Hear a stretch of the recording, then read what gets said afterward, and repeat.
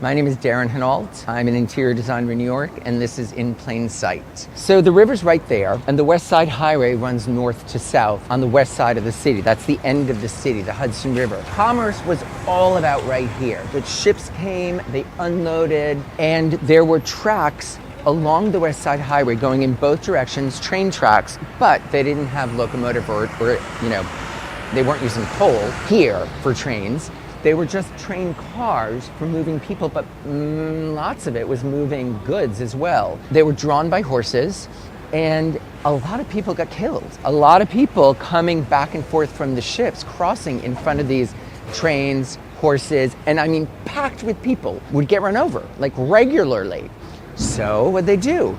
They raised the train tracks and created elevated train tracks. We always call them elevated train tracks. You may know them now as the High Line.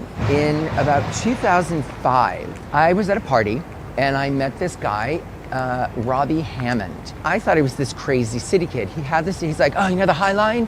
We're gonna redo the High Line and we're gonna clean it up and we're gonna make it into a park. And I was like, and he was trying to raise money for it. I was like, I don't know what he's talking about. Like, I have no idea what he's talking, my brain couldn't fathom it because that was deserted. And this area was like a gateway to hell. It was a Dante Inferno door. Like, it was intense. What they discovered, and he got, I don't know who, to go up there and look at the plant life that was on top of the High Line that was growing amongst the tracks. And they were plants that grew nowhere else in New York City or this region. Yet somehow they found this perfectly undisturbed area of concrete, grit, and steel, and created this ecological perfection zone, like its own little microclimate. Robbie pitched and pitched and pitched, and he got the mayor involved, he got the city involved, he got some very wealthy people involved,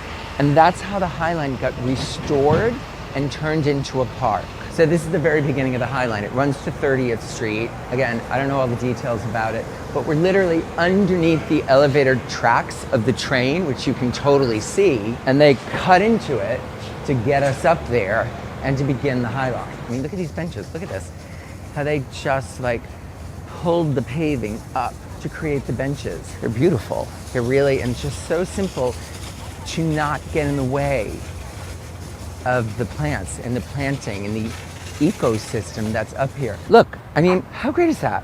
They kept the train tracks, and there'll be a million birds up here and all these people with carts. These are the gardeners who maintain it, who work here. I'm talking about you guys and all the good work you do.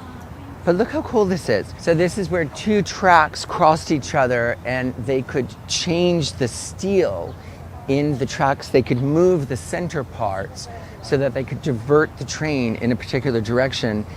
And nature had just grown trees and things up in between it. I don't know what percentage of this is original that was here, that created itself by nature, what percent of it has been added. I'm sorry, tell me that's not so cool. If you move those, if you move the one on the left all the way to the left, then the train coming from there would go to the left. If you move the one to the right all the way to the right, then the train would come and move to the right. I love that stuff.